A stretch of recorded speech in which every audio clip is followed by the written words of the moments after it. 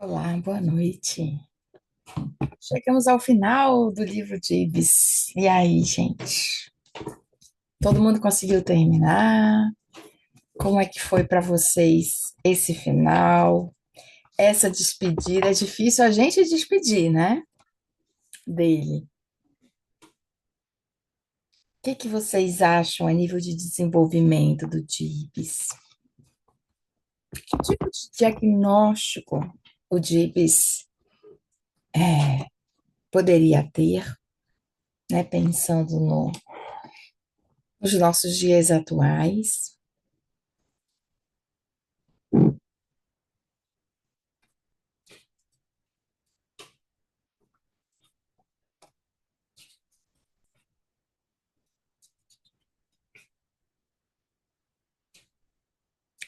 É, como eu falei para vocês, esse livro ele foi uma pesquisa, então ele foi todo, né, transcrito, tudo dito. E o interessante é que quando ela terminou, ela não publicou logo. Ela ficou algum tempo, vários anos, na verdade, com a história do Gibbs. E é por isso que a gente consegue encontrar o Gibbs com 8 anos e meio, que ele começou com 5 anos, fez 6 anos no, no período em que ele estava dentro do processo de ludoterapia. Depois a gente encontra ele 2 anos e meio depois, então por volta dos 8 anos e meio, e depois aos 15 anos. E aí ela traz uma informação no final,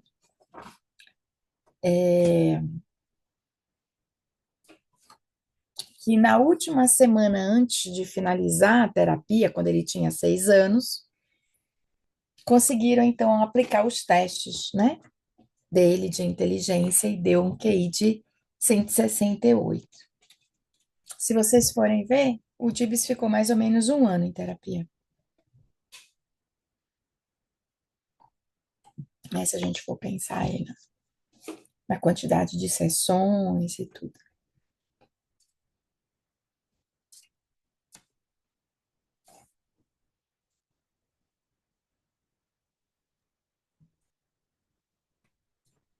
E o livro termina com essa frase que eu gosto muito, né?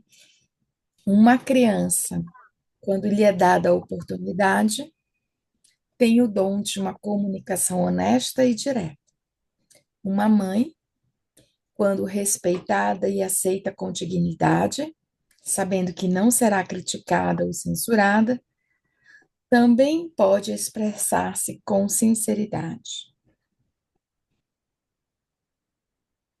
Então, aqui ela já dá o tom de como que seria um processo de psicoterapia com crianças e adolescentes que vai envolver os pais, né? Porque criança e adolescente, primeiro que eles não chegam sozinhos até nós, eles não nos procuram diretamente, e quem tem que assinar todos os termos de atendimento à criança, né? Realizar todo o trâmite de levar a criança, buscar os pagamentos são os pais. A criança ela não está sozinha, flutuando, ela está dentro de um contexto familiar, né? De valores de família, né? Que valores tem? Gisela, boa noite a todos. Para mim foi realmente um prazer poder participar ler, que eu não conhecia o livro, né, e participar dessas discussões, né. Uma coisa que eu fiquei refletindo, você sabe, eu não tenho uma vivência terapêutica, como eu sou médica, para quem não me conhece, é, eu fico me perguntando, eu achei a mudança muito rápida, Uhum, né? Um ano. Um ano para as marcas foram feitas um período muito inicial da vida. E Uhum, assim, em um ano houve uma revolução de sair de um caso de um retardo, uhum, segundo a concepção dos próprios pais, uhum, e da própria escola, para um, uma criança superdotada que está claramente explícito aí, né? Ele aprendeu todas as coisas pela própria exigência da mãe querer ensinar uhum, ele, e ela nem sabia que ele estava aprendendo, mas estava insistindo em ensinar. Quanto isso é uma prática clínica, porque eu ouço muito você falar sobre a paciência do processo. Eu ouço muito você dizer a calma, não é rápido isso, né? E isso foi tão, tão rápido, foi um deslanchar muito uhum, rápido. O uhum, que é frequente, isso é porque foi uma história, isso foi um relato, pelo que eu entendi, essa é a descrição de um caso. uhum. Então, não é uma ficção. Não. Isso é frequente. Vocês, como terapeutas, acompanharem esse nível de transformação em tão curto tempo com uma criança. Uhum. Bom, tem algumas questões aqui importantes. Uma delas tem a ver com a mãe. Na quarta sessão, a mãe foi ouvida pela Kixelaine. Naquela sessão, ela pôde falar em que ela pudesse ouvir todos os medos dela desde a época quando ela ficou grávida, né? Quando a Kixelaine ia falar alguma coisa, ela disse assim: não, deixa eu falar. Eu preciso falar. Uhum. O fato da Kixelaine estar ali ouvindo com consideração por ela, com respeito por ela, ainda que com qualquer profissional, como as professoras disseram assim, nossa, que mãe é essa? Todos nós aqui, lendo os primeiros 3 capítulos, a gente queria matar essa mãe. Vamos ser sinceros. Mas quando a gente ouve, e esse é o ponto de mudança, quando a gente ouve uma pessoa com consideração, tudo pode mudar, no sentido de reorganizar internamente. E aí, ali eu vejo que se abriu uma porta em que em casa o Dibs pôde ser olhado com mais consideração também. Então, não foram só as sessões de luto. A gente nunca considera que um progresso terapêutico é só o que ocorre na sessão semanal de 1 hora ou 50 minutos. Não. O processo terapêutico é o que ocorre dentro da sala e fora da sala. Então, essa mãe, ao ser respeitada, pôde começar a olhar para o filho de uma forma respeitosa também. Não mais com aquele olhar de avaliador. Mas será que meu filho é ou não é? Ele é inteligente ou não é? Eu preciso provar. Porque, meu Deus, o que vão pensar de mim se esse menino for um deficiente intelectual? Eu, né? Tanto que aí o meu marido, então, que é considerado um gênio, isso é uma falha minha. Eu não, sabe? Tava esse fantasma assombrando a mãe. Então, quando ela pôde falar e trazer para a consciência todo aquele não dito, ela pôde ir começando a se organizar. E depois de algum tempo, teve a segunda sessão com a mãe, em que ela já trouxe, não, né? Eu sei que meu filho não tem deficiência intelectual, mas eu não sabia o que que era. Então, tem esse ponto que é importantíssimo. Por isso que eu sempre falo atendimento com pai, mãe, parceiro, junto, vamos escutar, né? Muito mais do que orientar. A gente aprende, Leila, em outras abordagens, a ter essas reuniões com pais de orientar. Faça isso, faça aquilo outro, faça aquilo outro. E não de ouvir, mas como é que você está com tudo isso? Esse é o primeiro ponto. Segundo ponto é que o DIBS não tinha questões de neurodesenvolvimento. O DIBS não tinha.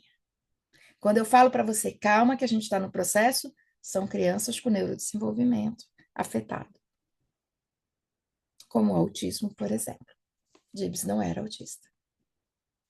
Ainda que, se a gente pega os 3 primeiros capítulos, e eu desafio vocês a fazerem, e pegar qualquer lista de rastreio de autismo, vai dar. Mas ele não era. A questão dele era emocional. Não era do neurodesenvolvimento. Ainda que ele hoje seria considerado, né, uma criança com altas habilidades, a gente sabe hoje que o desenvolvimento de uma criança de altas habilidades, ela tende a ter mais dificuldade na área emocional, porque ela desenvolve muito rápido o cognitivo, o emocional fica capengando aqui, né? Então, quando ele faz esse aporte emocional, ele equilibra, e aí ele vai. Né? Eu brinco que são sempre duas asas, né?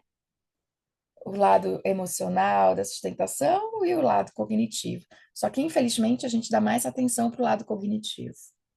A gente coloca as crianças logo em escolas bilíngues, e isso e aquilo, e vamos estimular, e esquece que para eu sustentar esse cognitivo, eu tenho que ter uma estrutura emocional.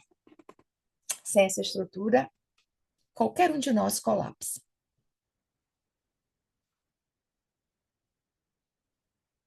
Entendeu? Então, e o Dibs ali, ele pôde vivenciar todos os sentimentos dele, né? Eu acho muito interessante você pegar a primeira sessão e a segunda sessão do Dibs com a Kissline e a compreensão dele do que foram as sessões. Ele fala assim: você disse, né? Quando eles estavam sentadinhos ali, você disse que eu podia fazer tudo. Ela disse: eu disse, tipo assim, eu não disse isso. Mas foi o implícito que ele captou. Aqui eu posso, aqui é o único local que eu posso. Só que o Dibs teve 2 pessoas que o sustentaram nos primeiros anos. Uma foi a avó. Esse é outro ponto de apoio. E depois o jardineiro. Gente, eu amo esse jardineiro. Que cara! Que sensibilidade! Então, ele não estava sozinho, entendeu, Leila? Assim, flutuando. Ele tinha essas 2 âncoras, que era o que dava uma certa organizada nele, né? A história que o jardineiro, né, corta o galho. Não, vai corta, não, corta o galho. Aí ele corta o galho e dá pro Dibs. Depois a história da, da folha, né? Então, ele teve pessoas que a gente chama pessoas de referência. Ou seja, a avó, ela só saiu de perto quando ele já tinha 3 anos. Então, até os 3 anos, ela estava sempre lá. Né? Ela foi para outro estado, e que aí ficou mais difícil de ler os 3 anos. Então, ele teve algumas âncoras, algumas pedras basilares que o ajudaram. Mas o mais interessante de tudo, quando ele está com 15 anos, o pai continua sendo o pai que sempre foi. Mas a forma do Gibbs lidar com o pai, cara, sabe? Assim, tipo, eu sei quem eu sou, eu sei quem você é. Vou deixar você ser assim, mas eu também vou ser assim. Tipo, não, pai, ai, você tá atrasado. Ah, já encontrei com ela tem 2 dias, pai. Sabe? Isso eu acho muito interessante. Como ele teve a possibilidade de ser, né? Como era a frase dele, aqui eu posso ser, você pode ser, nós podemos, né? É, que ele propicia a todos, inclusive ao pai, que era mais secão, de também ser como ele era. Ele não repreende o pai, ele não fica moado, ele não fica magoado, ele simplesmente aceita o pai e fala: Não, mas é assim que eu sou, eu faço assim, tá tudo certo.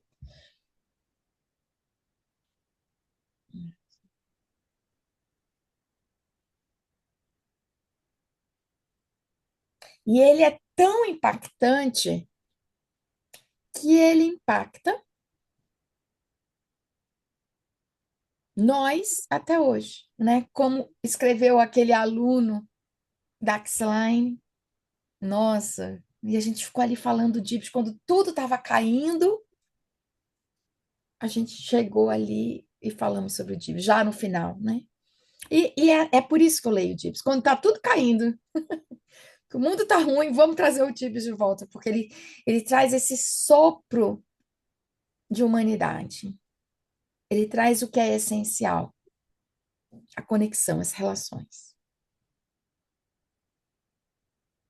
Quando que aquele garotinho na década de 40, com 5, 6 anos de idade, iria imaginar que em 2025 estaríamos aqui numa segunda-feira à noite, completamente impactadas por aquilo que ele viveu décadas atrás, né?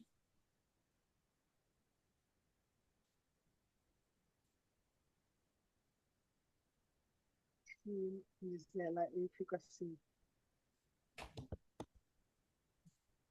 impressionada, porque hoje a gente tem muitos diagnósticos, muitos acessos a serviços, mas muito pouca gente é sensível a escutar, muita gente para orientar, para ordenar, para dar um roteiro, para dizer faça assim, faça assado, mas muito pouca gente para escutar. O que está acontecendo? Qual é a dinâmica disso, né? Sustentar a raiva do processo de Dibs, eu achei lindo. Ele matou o pai várias vezes, em várias sessões. Ele enterrou, ele botou na prisão, né? E no final ele disse: Mas é o meu pai, eu mesmo tiro ele da prisão, né? É meu.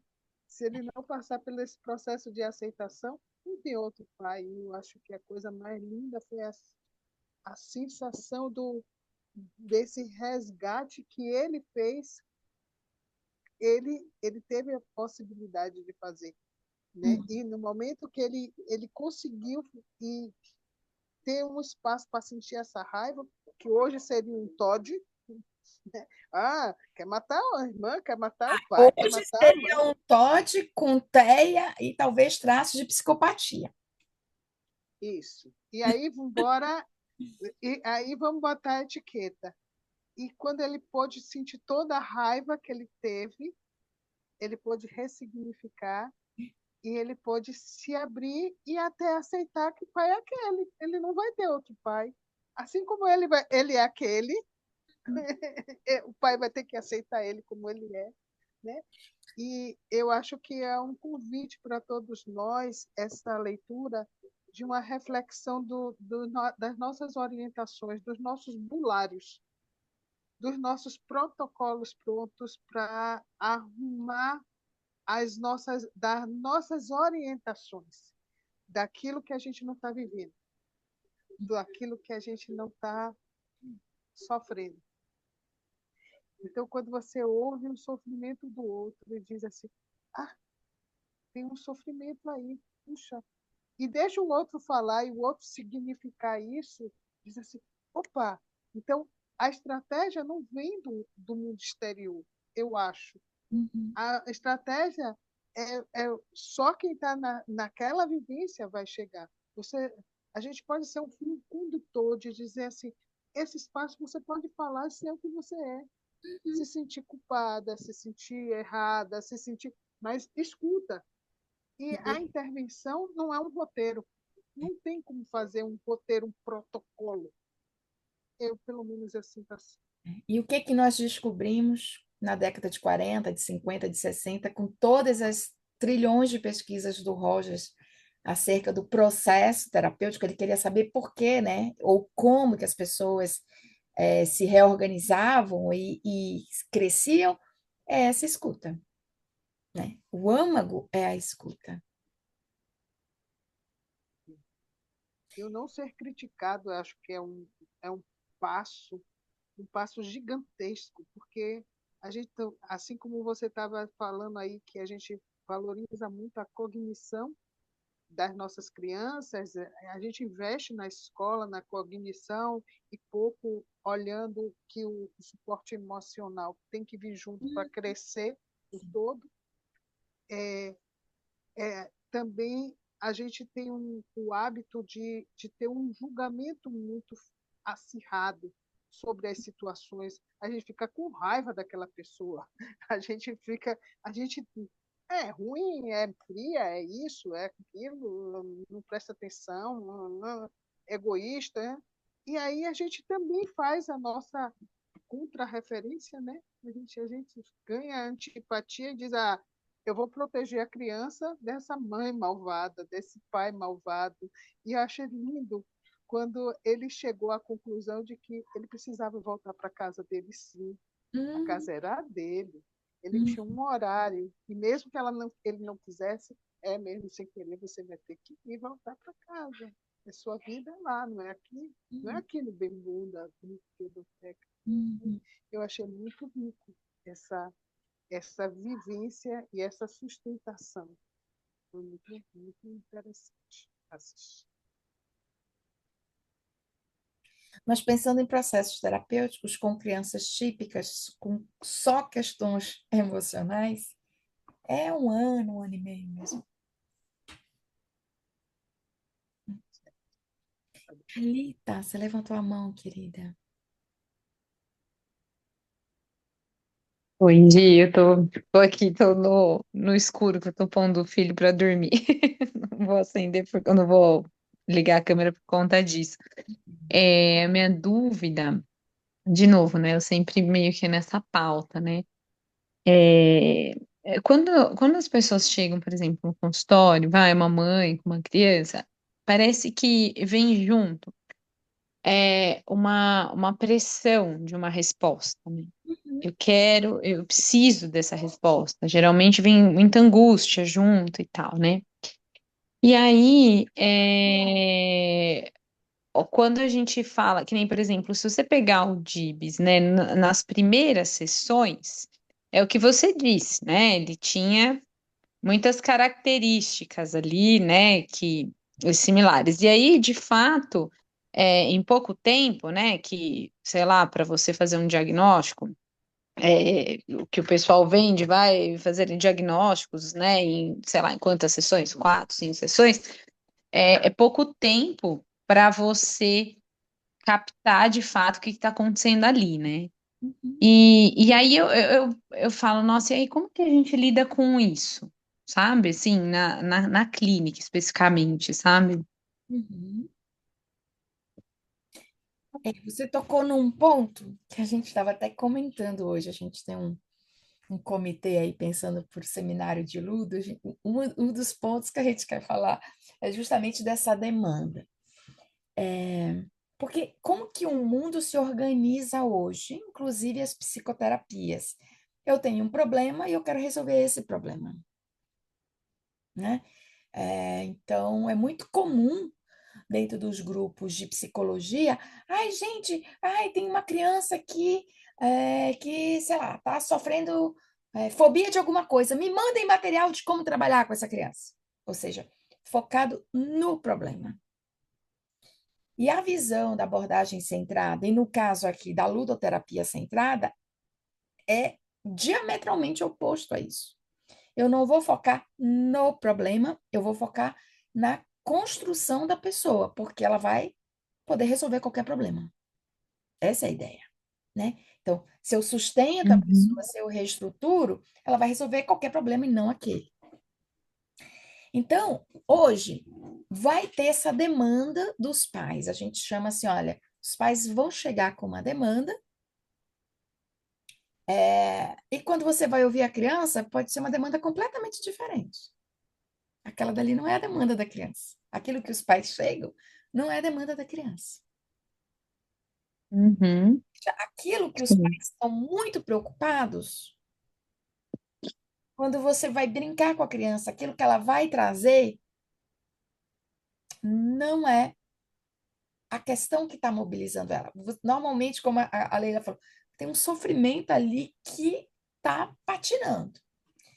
Então, Sim. muito da psicoterapia infantil, principalmente a nível comportamental e cognitivo comportamental, vai nessa linha de resolver o problema. Tanto que todo o Uhum. material deles é voltado para isso. Ó, então, para atender luto é isso, para fobia é isso, né, é tudo separadinho, que é diferente da clínica, tanto da psicanálise quanto da clínica humanista. A gente vai focar na pessoa, né, em compreender esse processo e ela vai se organizar a partir disso, e isso vai reestruturá-la emocionalmente a ponto dela conseguir superar aquilo ali. Então, chega num ponto, voltando para o Dibs, que ele não vai, ele vai querer se abrir para falar com o pai vai falar com ele, é aquele pai que ele tem mesmo, é aquela casa, então ele se reorganiza a partir do que ele tem. Como que Sim. eu, Gisela, faço para Hum. acolher essa demanda que é dos pais e não necessariamente da criança? Eu, Uhum. eu escuto os pais, né? Eu, Bom.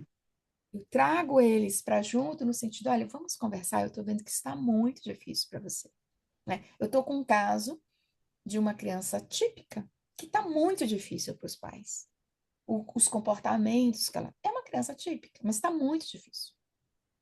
Então, eu estou desde ontem, hoje, conversando com a mãe muito angustiada com o que está acontecendo e sem saber o que está acontecendo com a filha. Eu tenho algumas suspeitas, mas está muito no início. Uhum. Mas como que tá para você isso, né? Que ela possa falar. E ao falar, ela vai se organizando. Isso pode acontecer em várias sessões, ou pode acontecer em um plantão psicológico, como aconteceu hoje de manhã. Hoje de manhã eu atendi uma mãe que eu nunca vi na vida, mas ela ouviu falar Uhum. de mim. Eu ofereço, né, o plantão psicológico para quem me procura. E ela estava falando de questões do filho com uma questão do desenvolvimento global, por conta de um sofrimento ali na hora do como é que chama, Leila? Sofrimento fetal mesmo, né? Sofrimento fetal, ali que ela teve que fazer às pressas, um parto, uma criança que ficou sem oxigênio, então tem, né, um transtorno global do desenvolvimento, não é autista, mas ela sofre com todas as questões. E aí eu fui ouvindo ela, só ouvindo, fazendo algumas anotações, fazendo pequenas intervenções empáticas, mas pontuais. E aí ela foi se dando conta o quanto que ela amava o filho dela, mas o quanto estava difícil estar com o filho dela porque limitava a vida dela, Uhum. né? Limitava em vários sentidos que ela falava assim, Eu não consigo sair para comprar um pão na padaria e comer ele fresquinho, porque eu não posso sair com ele nem deixá-lo sozinho. sim. Então, no final, ela já estava, e você já percebe pelo tom de voz, né? Pena que no escrito não dá para ver, mas no ao vivo você vê, conversando com a pessoa, você vê muito claramente como a pessoa, o tom de voz, o jeito que ela fala, como ela começa a sessão e como ela termina. Né? Você já vai vendo toda a organização. E eu cheguei no ponto com ela que eu falei: olha, eu até poderia te falar algumas coisas para você, talvez implementar no seu dia a dia que facilitassem a, a questão é, com seu filho. Mas agora, nesse momento, eu sinto que você precisa estar organizado internamente. Eu te recomendaria, veja se faz sentido para você, uma psicoterapia. E ela me fala que era difícil porque a psicoterapeuta não escutava ela e tal, enfim, mas ela Uhum, foi entendendo. Então, como que eu acomodo essa demanda dos pais? É ouvindo eles, né?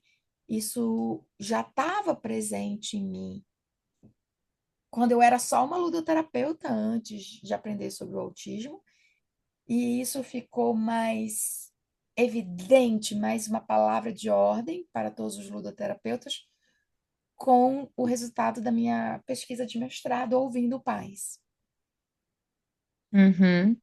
Eu percebi que não importa quanto tempo tenha passado de qualquer diagnóstico, se aquela mãe não falou como a mãe do Gibbs falou, pera, deixa eu falar, né? Há coisas para serem ditas e há coisas para não serem ditas, mas chega num tempo que a coisa não dita ganha um peso insuportável. Uhum, Se não falar, não elabora. Se não elabora, não aceita e a vida vai ficando para todo mundo cada vez mais limitada em vários sentidos, porque eu só vejo a limitação. sim.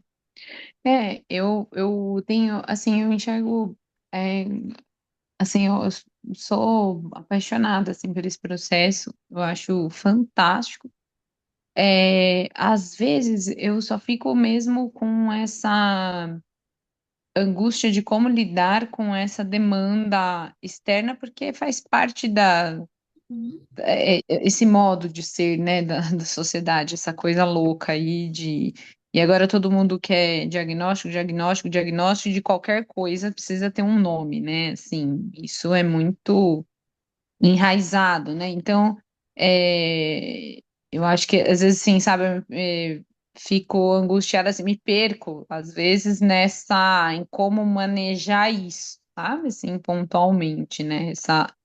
Essa demanda, e aí, enfim, né? Eu acho que é muita. A pessoa já tem a angústia da própria situação, e aí a angústia é, desse modo, né, de ser agora, né, que tudo precisa de um nome, então eu preciso de um nome logo, porque eu tô perdendo tempo, né, porque essa é a mensagem que se vem, né, você precisa ter um nome, porque senão você está perdendo tempo de tratamento, né, assim, isso é muito, parece que divulgado, né, mas faz muito sentido, esses apontamentos que você faz sobre esse acolhimento, né, dessa angústia. Você falou em três pontos muito importantes. É muito difícil a gente não se deixar enredar por essa demanda externa. Então, por isso que a gente sempre tem que estar centrado, e é por isso que eu sempre pergunto para vocês de supervisão: qual é o objetivo terapêutico mesmo? Qual que é o objetivo terapêutico? Porque senão a gente se perde. É muito fácil, né? Então a gente tem que estar muito centrada naquilo que a gente sabe que é essencial quando a gente pensa em facilitar o desenvolvimento do outro, né? Dois, essa angústia dos pais, os pais estão angustiados. Como é que a gente trabalha a angústia? Escutando, escutando, escutando. E isso vai acalmando. porque eu estou sendo escutada, porque eu estou sendo vista, porque eu estou sendo respeitada. E aí, eu acalmando, eu consigo ver saídas, eu consigo ser mais criativo. O grande problema do problema é que a gente fica rodando em círculos e acha que não tem saída. Mas quando a gente é escutada, quando a gente se escuta falando, essa angústia diminui. E o terceiro ponto importantíssimo, que é uma bandeira minha a partir desse ano, assim, ano passado mais claramente, esse ano assim descarado. Eu preciso de uma avaliação, eu preciso de um diagnóstico para não perder tempo no tratamento. Qual é a minha bandeira? O tipo de avaliação, vou falar só de crianças e adolescentes, que eu faço é usando a ludoterapia. Ou seja, eu estou fazendo uma avaliação que a gente chama, né, ou um psicodiagnóstico já interventivo. Eu já estou fazendo uma intervenção para que essa pessoa fique melhor. Eu não estou apenas avaliando e aplicando testes. Isso para mim não faz sentido, nunca fez sentido, porque não traz para a pessoa avaliada nenhum movimento de melhora.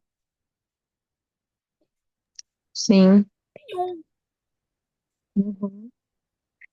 Você me deu uma luz, assim, que eu acho que é, isso faltava na minha conduta, essa informação é, de que as intervenções acontecem no processo, sabe? Acho que isso acalma quem tá vindo, né?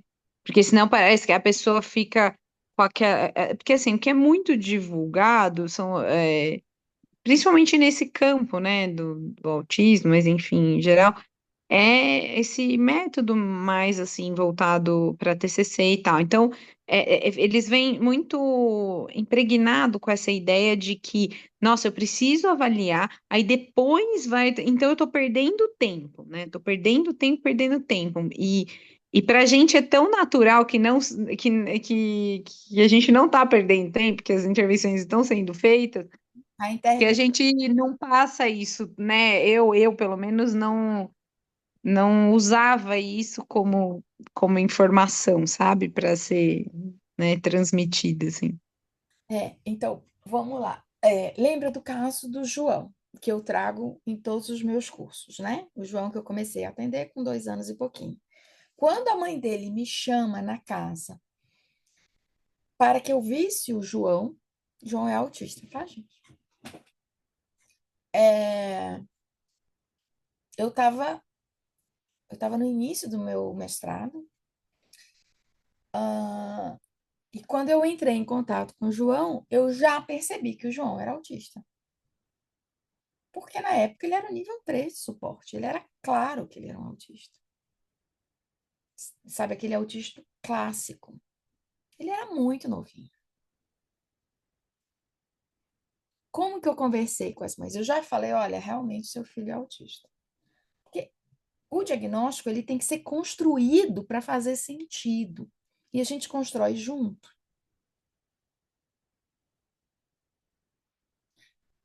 Diagnóstico de condições psicológicas, de condições mentais ou transtornos mentais, não é um diagnóstico médico, no sentido, você está com uma dor de cabeça, é isso. Ah, ótimo, estou querendo, era isso que eu queria saber, vamos resolver. Não, né?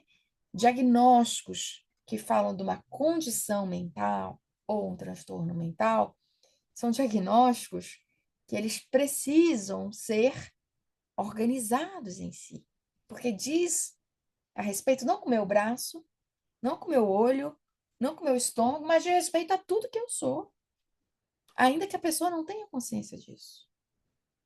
Só que todo mundo está dizendo que o certo é fazer esse tipo de avaliação e esse tipo de relatório. Aí as pessoas fazem. Aí chega para a gente assim: olha, eu recebi, tem 2 anos, tem 3 anos e não faz sentido para mim, eu estou parada no tempo. Pois é. Justamente por isso que eu escrevi meu último artigo, que foi de novembro de 2024, fresquinho, psicodiagnóstico como uma reconstrução de si. Que esse é meu foco. Meu foco sempre é na melhora da pessoa. E não um diagnóstico por um diagnóstico. O diagnóstico tem um sentido. Então, o que eu conversei com a mãe do João na época? Eu falei, olha, realmente, o João está apresentando algumas questões que a gente considera como atrasos no desenvolvimento, né? Principalmente essa dificuldade de contato e de estar com o outro. E aí, o que a gente pode fazer? O que a gente pode fazer? A gente conversando, lembro até hoje, assim, na mesa da cozinha e o João rodando. E eu falei, olha, uma possibilidade, existem várias possibilidades. Uma delas é a ludoterapia centrada, porque a ludoterapia vai justamente ajudar a formar esse contato, essa relação.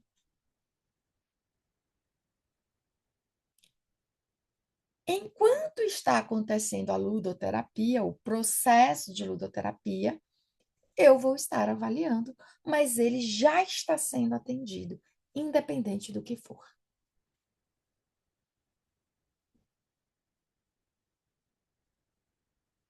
E a mãe topou na época, óbvio que ela me conhecia, né? Acho que eu nunca falei isso para vocês. Não era uma pessoa, eu não era uma pessoa desconhecida, né? Ela confiava em mim, ela me conhecia como pessoa, não como ludoterapeuta. Ela disse: beleza, vamos lá. Quando, então, acabava a sessão, eu atendi o João em casa, ela estava lá. E a gente acabava conversando. Olha, hoje a gente conseguiu fazer isso. Mas lembra que eu passei 3 meses em frente à máquina de lavar? Foram 3 meses em frente à máquina de lavar. Depois a gente foi para o banheiro. Do banheiro que a coisa começou a mudar. Mas foi 3 meses eu sustentando ali essa angústia do irmão. O que que ele tem? E eu sentada na frente da máquina de lavar com aquele menino, né? E isso que eu acho interessante, porque quando tem, e o Russell fala muito isso, tem um movimento interno, quando várias experiências se conectam, se associam, e de repente tem um insight que é eu, né? Eu sou essa pessoa. Então, e que ele teve, né? Eu sou o João, você é a Gisela, e, e ali ele disparou, né? Melhorando e ganhando todas as outras questões que a gente já sabe do desenvolvimento. Então, assim, a gente aparentemente ficou 3, 4 meses ali parados, que em outra abordagem terapêutica pode ser uma completa loucura. Como assim? Meu filho com mer na terapia tal tá falando. Ela falando o quê? Eu quero comunicação genuína, quero falar autêntica. Né? E, e aí ele disparou. E aí eu comecei a trazer, cada vez que eu falava com a mãe, olha, mas você também. E ela disse, né, Gisela, parece o autismo, né? Parece, né? Porque ela tinha que ainda elaborar muita coisa interna, inclusive da própria culpa, porque ela não tinha nenhum suporte de ninguém, nem ela, nem o marido.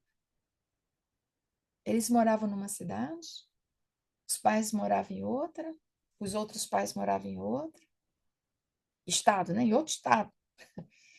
Ela trabalhava numa cidade, o marido trabalhava em outra, e as crianças ficavam numa excelente escola, mas era o dia inteiro. Então, várias questões ali. E uma das coisas que mais ajudou o João foi essa aceitação da mãe nesse processo. né, de ir acolhendo esse filho e dando suporte. E aí, eu tentava colocar, olha, ele tinha várias questões sensoriais, né? Vamos colocar TO, ela não aceitava. Foram vários meses só eu, até que ela foi aceitando, enfim.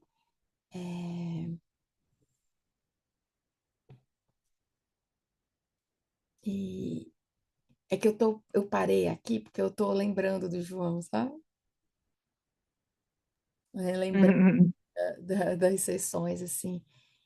Então, essa é a questão, Thalita, que eu entendo de uma avaliação centrada na pessoa. Né? Por que que uma pessoa procura avaliação? Para ver, no fundo, é para ver o que que eu preciso para me desenvolver. Tem algo aqui que não está indo. O que que é? Sim. Então, a avaliação com criança e adolescente eu faço através do brincar, da ludoterapia. E para mim, não tem diferença do meu atendimento, seja uma sessão de avaliação ou uma sessão de psicoterapia. Eu atuo da mesma forma. Entendi. A diferença é no final, quando a criança sai, eu corro para anotar tudo, que são as narrativas. Porque eu utilizo dessas narrativas para ajudar a mãe a enxergar o filho. Uhum. Né? Na psicoterapia, eu não preciso fazer as narrativas. Eu faço só os highlights, né? Só os pontos principais. Uhum. E com adultos, como é que eu faço? Como uma sessão de psicoterapia, onde o foco vai estar nessa aceitação, nessa congruência e em muito nível de intervenção empática. Por quê? Porque se eu fizer uma pergunta, a resposta, nem sempre a pessoa sabe. Quem dera que a gente soubesse da gente. A gente não sabe. Quando é que a gente acessa? Nossa, eu estou tão acolhido pelo outro que eu vou me aprofundar aqui na experiência. Peraí, olha aqui. Nossa, Gisela, eu entendi. Entendi uma coisa que antes não estava clara.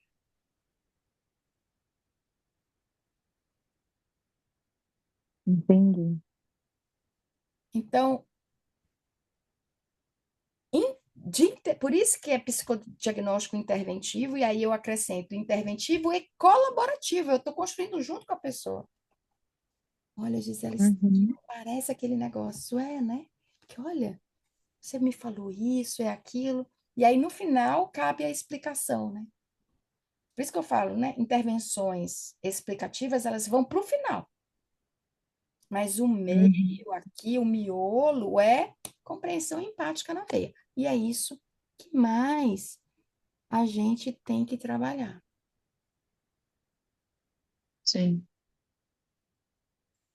Mas, assim, a avaliação, então, eu entendo como uma construção de si mesmo. Sim. Que é o quê? Eu me conhecer mais. A partir de quem? De mim, que é o que faz sentido. Não é eu pegar um relatório lindo de 20 páginas com várias tabelas, que eu fiz vários testes. Isso pode ser interessante? Pode, num segundo momento. Como, por exemplo, foi com o Gibbs. Na última sessão, ele foi lá fazer os testes. Uhum. Entendeu?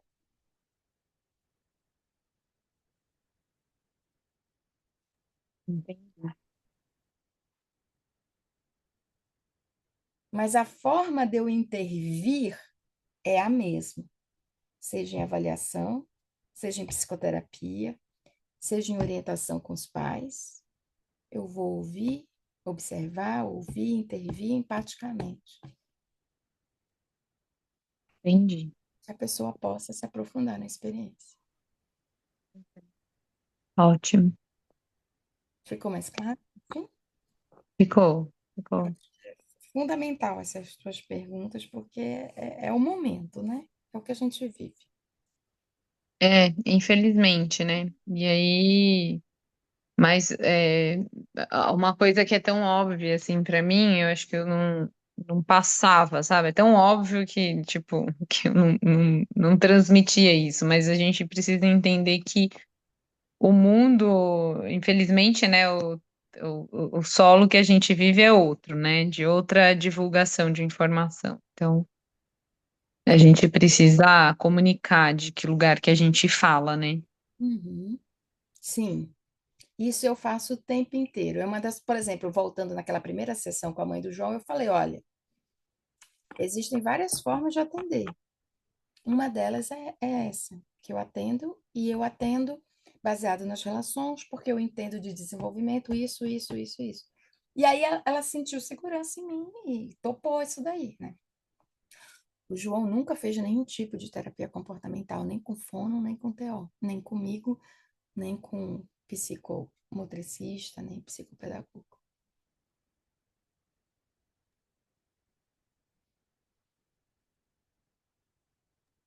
Entendi. Sinelli, você levantou a mão. Boa noite. Vocês estão me ouvindo? Sim. Uhum. Então, boa noite a todos. Quando você falou sobre a avaliação interventiva, colaborativa, né, com a ludoterapia com as crianças, eu fiquei pensando como é que seria com os adultos e idosos. E você falou um pouco, mas aí eu fiquei pensando se além da psicoterapia, das condições facilitadoras, né, necessárias e suficientes, é, se entraria também nisso a focalização e a terapia expressiva. Não sei se estou falando corretamente, né? Ou não, aí eu fiquei pensando nisso, né? A terapia expressiva, mas não vou começar a conhecer ainda, né? Tenho uma ideia, mas eu acho que inclusive é por isso que eu estou perguntando um pouco, para tentar absorver um pouco que você pode dividir aqui agora. Eu fiquei pensando muito nisso, né? Mas também não sei se essa pergunta vai tirar o foco um pouco do grupo, porque DIBS é para falar mais do atendimento infanto-juvenil, né? Se for sair do foco do grupo, a gente pode falar sobre isso depois, enfim, ficar nas perguntas que estão dentro desse público, né? Enfim, eu fiquei pensando nessas coisas. Com adultos é através normalmente da fala, quando possível, né? Mas às vezes, como eu falei, é muito difícil a gente acessar as nossas experiências. Então, se a pessoa me apresenta algo que eu posso me aprofundar através da terapia expressiva ou através da focalização, eu vou, porque eu uso os dois meio que juntos. Então, vou dar um exemplo hoje, né? A pessoa estava me falando uma coisa, de repente ela fez assim, ela ficou em silêncio e fez assim. Uhum, Você olha que interessante. Parece que você está. O que você está fazendo? Você está segurando o pescoço? Aí ela ficou olhando, ela disse, não, parece que a minha mão empurra o pescoço, e o pescoço tenta segurar. E a partir daí a gente se aprofundou na experiência corporal utilizando a focalização. Ela é autista, é uma focalização de olhos abertos, que é difícil o autista fechar os olhos, como as pessoas típicas. Então ela fica aqui e tá tudo certo. Porque qual é o importante, né? Ela termina com a frase, nossa, Gisela, você tinha razão, né? É bom a gente se aprofundar, porque a gente chegou em algo que ela nunca tinha pensado sobre isso. uhum, Muito menos eu, porque eu não conheço ela nesse nível de profundidade. Eu só sigo as pistas que o corpo está me mostrando. E olha que eu estou falando que a gente estava online e eu estou aqui conectada. A terapia expressiva, ela pode entrar no sentido em que, para algumas pessoas, é mais fácil desenhar, pintar, bordar, fazer escultura, então eu me aproveito disso. uhum, É, olha, você consegue. Por exemplo, a Gisela tem algo aqui que eu não sei. E aí, às vezes, né, eu estou me sentindo mal. Você consegue desenhar isso? Desenhe o que vier. Aí ou seja, aquele bololô que estava aqui, a pessoa desenha, eu crio uma distância. Não fica tão intenso, eu diminuo a intensidade para eu conseguir olhar o que eu tenho, porque às vezes está tão doendo que eu não vou olhar. Então, afasta, então olha para o que você fez, veja o que é, né? Que palavras surgem, ou que sentimento surge, o que surge para você olhando para isso. E a partir daí vai. De novo, isso está lá no artigo que eu falei, que eu escrevi em outubro, está publicado, né? Esse psicodiagnóstico com adultos. Entendeu? Mas eu utilizo, porque qual que é a intenção? Não é assim, agora eu vou utilizar a técnica tal, agora eu vou. Não. Eu estou Uhum. conectada com a pessoa, eu estou seguindo o fluxo dela, eu vou utilizar aquilo que o meu corpo está captando empaticamente e vou fazer as intervenções empáticas.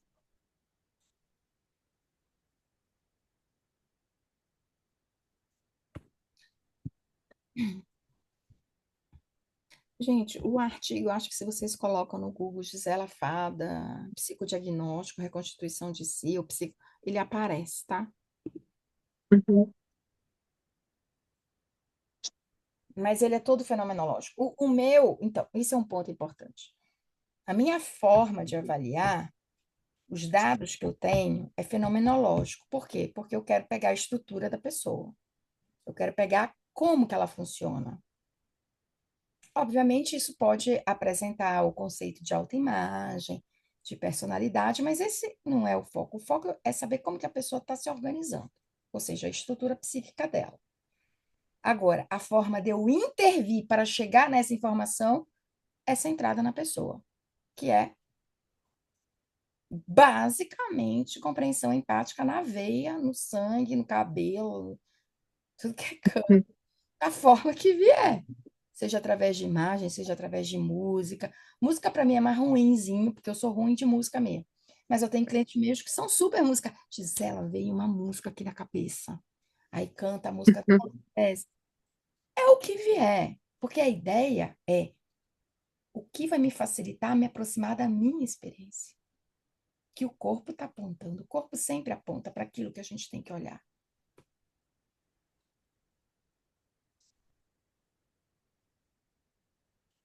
Entendeu?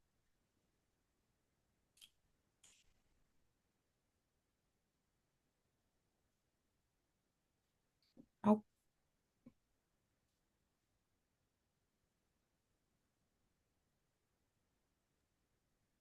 Gisela, eu gostaria de trazer assim uma lembrança. Acho que aqui a grande maioria eram psicólogos, médicos, tem muitos professores, eu não sei do que, mas honrar esse lugar do professor que não desiste do seu aluno, né? Que olha a dificuldade que ele tem e pede uma ajuda, tem alguma coisa, precisamos fazer alguma coisa, precisamos ajudar. E esse professor é, precisa estar mais confortável nesse lugar desse conhecimento, e ele não precisa tanto do rock, mas dessa abordagem aí, chegar perto da criança e não desistir dela, né? Não desistir com a autista, então eu tenho que ter isso, tem que ter uma estratégia assim, tem que ter. Óbvio que as estratégias não são iguais, né? Mas eu, eu acho que a gente escutar esses profissionais que são muito carentes de acolhimento, até porque hoje é uma inundação de informação e uma cobrança absurda pelo próprio profissional, né, de que ele quer resolver aquela situação e de a gente olhar com essa admiração, essa compaixão e essa comunhão com esses professores, né? E realmente eu falo isso porque meu filho mais novo, eu tenho dois filhos, os dois são autistas, que o mais novo, quem deu o diagnóstico foi a professora.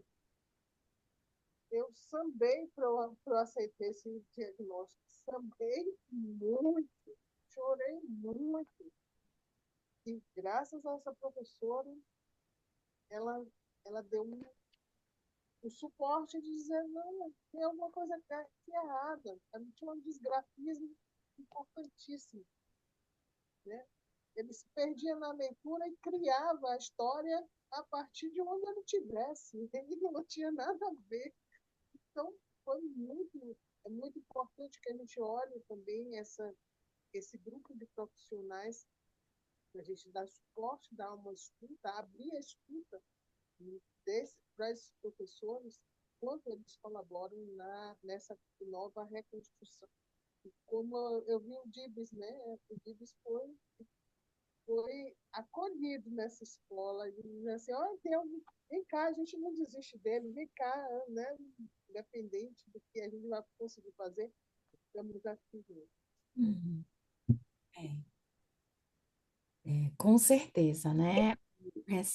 Essa questão dos professores, e é por isso que eu sempre abro todos os meus cursos para professores e profissionais da saúde e educação, porque eu acho que é essa mesmo a questão. E o outro livro da Cax Line, né, a autora, ela veio da educação, depois que ela foi para a psicologia. Mas ela veio primeiro, né, ela atuou primeiro como professora, e o outro livro dela, que é o Ludoterapia, ele fala muito da escola e como que você pode intervir na escola. É interessante a gente pensar nisso, né? O que eu sinto é que todos os profissionais, de um modo geral, sabem muito pouco sobre o desenvolvimento infantil e sobre o que que eu faço com isso. Uhum. Mas, por exemplo, no caso do João, né, foram os professores que levantaram a bola para a mãe, olha, a gente está percebendo isso e isso e tal, né? Foi daí que a mãe me procurou. Então é interessante a gente pensar. Para mim, professor de educação infantil teria que ser a profissão que mais ganhasse, né? É o oposto, né? O que menos ganha é a educação infantil e o que mais ganha é o professor universitário. Então, o professor de educação infantil deveria ser o que mais ganha porque ele está na base, né? E sem essa base realmente fica muito difícil. Obrigada. Simone, ainda a respeito do psicodiagnóstico e relatório, ela fala sobre essa questão do relatório, né? E ela faz uma pergunta: se eu consigo enxergar a pessoa ali no relatório que eu escrevo.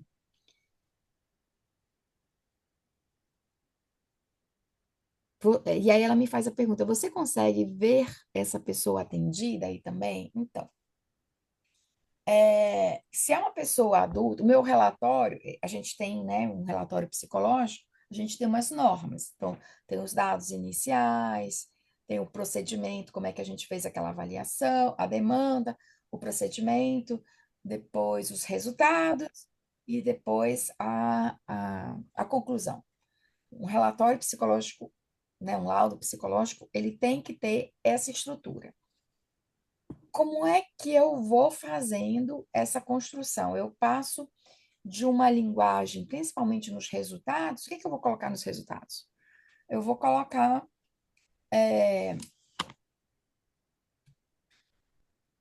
como que se dá a relação daquela pessoa, seja criança, adolescente, adulto, como que se dá a relação com ela mesma, como que se dá a relação com o espaço, como que se dá a relação com o tempo, como que se dá a relação às 5 categorias fenomenológicas para a gente compreender uma pessoa, né? Como que se dá todas essas relações. E ali eu construo uma narrativa que foi em cima do que a pessoa me contou ou em cima do que eu vivi com ela na brincadeira. Então, a pessoa se enxerga ali. Na compreensão, aí eu incluo um item, então eu faço essas coisas em separado, Depois eu faço a compreensão do todo da pessoa. Como que eu entendo essa dinâmica dela, esse funcionamento dela, né? É, e o final, as considerações finais com o linguajar. Uma das perguntas que eu faço quando é adulto é: você está sentindo aqui nesse relatório? Você se reconhece? A pergunta que eu faço é: você se reconhece aqui nesse relatório? Sim, eu me reconheço. Sou eu todinha de A a Z, como eu brinco, né? E como que eu faço com crianças e adolescentes? Eu tenho esse relatório, mas eu também tenho uma narrativa, síntese de uma história que vai significar aquele relatório. Então, sei lá, um menino que se equilibrava, por exemplo, o menino que eu fiz avaliação com 6 anos. O menino que se equilibrava. O que que tem nessa minha narrativa? Como se fosse uma história infantil. Ali, de uma forma simbólica, tem um pouco do que a mãe me contou, mas nessa história específica que eu criei, eu, eu coloquei muito das nossas brincadeiras. Das nossas brincadeiras, a forma como ele fazia. E aí, quando ele se cansava, ele se afastava e ficava balançando a mão na frente dos olhos. Quando ele já estava regulado, ele voltava para continuar brincando. Por exemplo, que essa narrativa possa se tornar um livrinho, que eu faço de uma forma mais simples possível, porque eu não sou essa artista toda, e aí eu entrego esse livro para a criança, né? Então tem um relatório e tem o livro da criança. E o mais interessante é que quando os pais leem a história que eu crio para a criança, ele diz: agora eu vejo meu filho, agora eu entendi qual que é a questão aqui, né? Então eu utilizo muito das narrativas para fazer essas compreensões, tanto para eu compreender aquilo que eu captei, mas que não está tão claro na minha consciência, mas eu sei que está impregnado no meu corpo. Isso é um método fenomenológico, e aí eu faço narrativa, como eu também utilizo para ajudar a organizar, para ajudar a sintetizar, para a pessoa se conhecer, né? Então, eu utilizo muito dessa forma. Alguém estava com a mão levantada, acho que era a Maria Clara. Sim, era eu. É porque eu fiquei pensando que vocês estavam compartilhando, já não se conectava tanto com o que eu ia trazer, mas se conecta sim. As partes que me chamaram muito a atenção nesses últimos capítulos, enfim, de uma forma geral, a leitura é muito emocionante, né? É até desafiadora, porque eu fico lendo e vendo a calma e a paciência, né, dela para respeitar o tempo do Gibbs e fico me questionando assim, né? Como que seria esse desafio, né? Como que seria estar nesse lugar? E ainda mais como vocês bem colocaram, né? No mundo atual, onde as coisas são muito apressadas. Então, é muito bonito ver como isso vai se transformando, como o Gibbs vai se transformando. E eu destaquei aqui umas partes que é inclusive do capítulo 16 que já foi discutido na semana passada, mas que se conecta muito com algo que é no final, que é da carta do Gibbs, né? Que ela lê. E aí a senhora fala que não era apenas a porta trancada do seu quarto em casa, mas todas as portas de aceitação que haviam sido fechadas e trancadas contra ele, privando-o do amor, do respeito, da compreensão que ele precisava tão desesperadamente.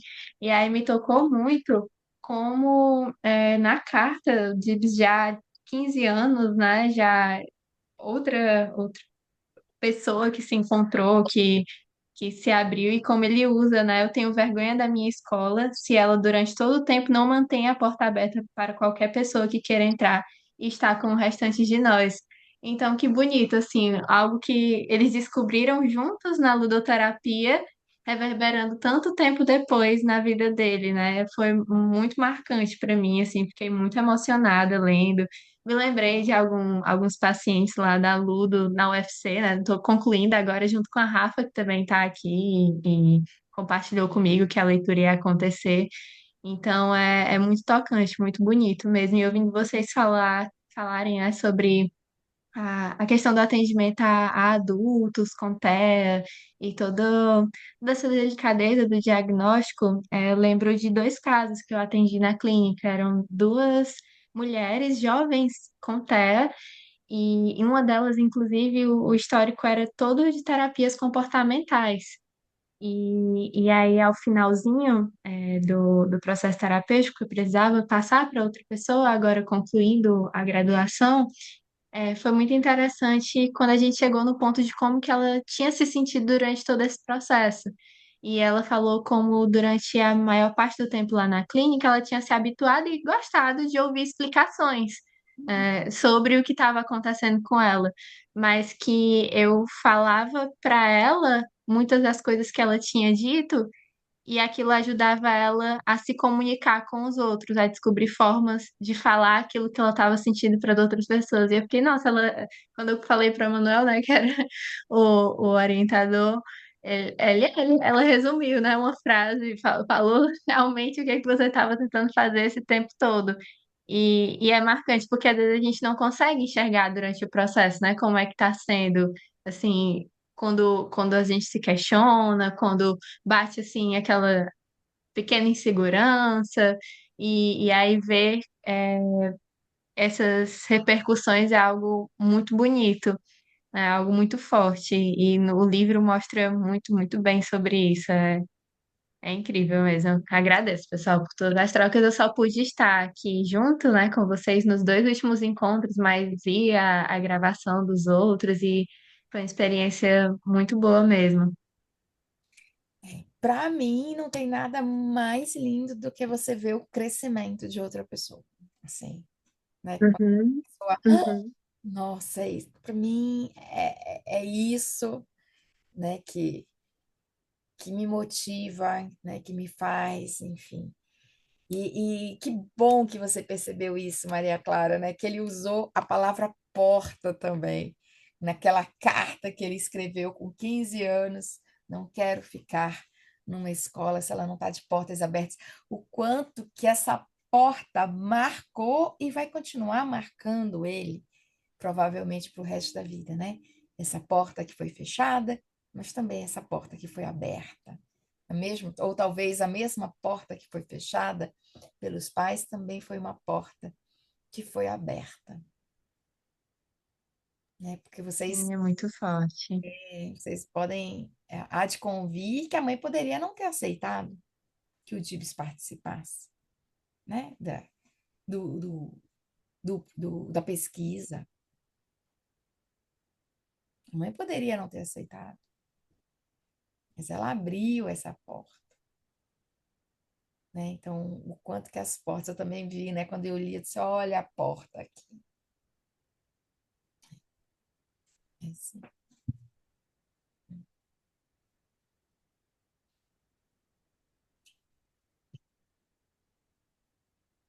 É. E aí, já estão de luto? Porque acabou? Já? Já. Olha, no último encontro foi comentado da gente continuar e seria o outro livro, né? O Ludoterapia, é o outro livro, né? Os dois livros da Xline, é o Gibbs e o da Ludoterapia. Os dois foram escritos mais ou menos na mesma época, ali na década de 40, porém o Gibbs só foi publicado décadas depois, né? Em 1964. E esse daqui, 1947. Esse é interessante porque aí ele já traz ludoterapia em grupo, ele já traz questões da escola, ele já traz mais quatro crianças, né? Que é a Emma, o Tom, o Ernest e o Tim, eu acho. E que se vocês quiserem, a gente pode pensar. Eu fiz as contas, né, de quanto tempo levaria para a gente ler, pensando nesse ritmo que a gente tá, né? A gente se encontrando às sextas-feiras, à exceção de feriados e dias santos, porque teremos alguns, a gente levaria 2 meses. E seriam 6 encontros ou 7? Eu já até fiz o cronograma. Então, se vocês quiserem, tá aí, já toda empolgada, já, né? Se vocês quiserem, a gente pode começar. E aí a gente iria fazer o primeiro encontro para começar na sexta-feira, dia 11 de abril. Eu estarei em Fortaleza nesse dia, que eu estou indo para lá para passar o final de semana. É, mas eu acho que dá, sim, para eu enrolar a minha família. Então, você me dá uma hora aí para eu conversar com o povo, e aí a gente dá o pontapé inicial e posso trazer algumas coisas, e a gente começa a ler efetivamente dia 12 de abril. Óbvio que quem quiser começar antes e fizer as anotações, eu iria fazer um convite para vocês, que ao ler, já que o nosso ponto-chave é o desenvolvimento da compreensão empática, né, para a gente conseguir intervir, eu iria sugerir para vocês que quando vocês lessem um capítulo ou uma parte, vocês voltassem a atenção para vocês mesmos e assim, como que eu estou me sentindo lendo esse pedaço? O que tá para mim aqui, né?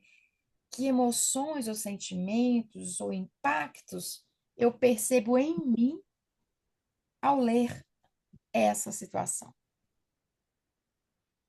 né? E o meu intuito qual que é?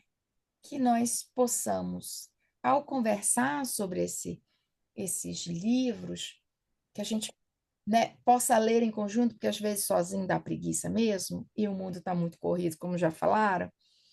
A gente tem um compromisso em grupo, aí a gente vai junto, né?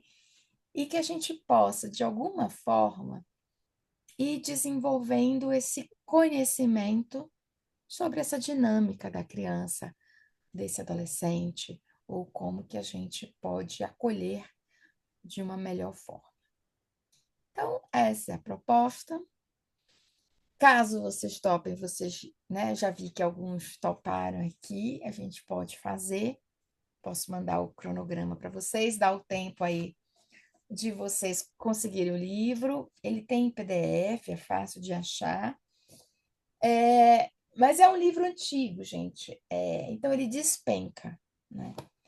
Esse é o que eu ia ler para vocês, quando eu abri, ele despencou todinho. Aí eu mandei ele para revisão. Eu tenho uma pessoa maravilhosa que faz restauro de livro e ela já está acostumada. Eu mandei, peguei esse outro, eu disse, eu acho que esse dá, né? Mas eu fui ler, já deu umas as folhas saindo. Então, se vocês forem comprar, tem esse cuidado. Mas então, essa é a ideia, né? Da gente continuar pensando nesse acolhimento infantil. A gente vai expandir, então, muito mais para a escola, porque ela vai falar da escola aqui nesse livro, e junto a gente cria aí uma força para conseguir ler sobre essas questões. Ok? E é isso, galera. Foi um prazer estar aqui com vocês. Estou vendo aqui o pessoal, né, de ler o Dibs de novo. E cada vez que eu leio, eu vejo um detalhe que eu não vi na leitura anterior. Então, Leila, quando a gente lê ano que vem de novo, né, a gente já deixa o compromisso marcado todo março do ano, a gente lê, cada vez a gente vai refinando, porque cada vez que eu leio, eu disse, gente, esse livro é tão atual. Olha o que ela está falando da mãe. Olha o que ela está falando do processo, né? Olha, cara, é muito atual, né? Eu acho que a única coisa não atual do livro que eu não vejo, né, na ludoterapia hoje é você não estar no chão brincando junto com a criança, né? Ela fica sentada numa cadeira, olhando essa criança. E a gente não faz isso hoje. Eu acho que eu nunca fiz, nunca fiz. E eu lembro muito de uma criança, quando eu estava no meu estágio, ainda lá em Belo Horizonte, Era uma criança de 6 anos, que a demanda dos pais era que a criança não falava, e ela não falou comigo em quase todo o processo terapêutico, mas eu lembro de uma vez que a gente estava brincando na casinha, e ela estava brincando em silêncio, ela estava na frente da casinha, né, de madeira, e ela estava brincando e tudo, e eu nunca me esqueço dessa cena. Teve uns 2 segundos, assim, que meu pensamento foi, puxa, eu ainda tenho que fazer aquele relatório, eu tenho que fazer aquele trabalho, eu tenho que ler aquele artigo, sabe assim? Pensando nas coisas que eu tinha que fazer. E essa criança que não falava, ela simplesmente, ela para de brincar, olha para mim, tipo assim, onde é que você tá? Né? Você não tá aqui comigo. E aí eu volto a atenção para ela assim, né? Fisicamente eu estava ali, mas minha alma estava em outro lugar. E aí eu volto a atenção para ela, né? Conecto com o olho e falo mentalmente: voltei, estou aqui.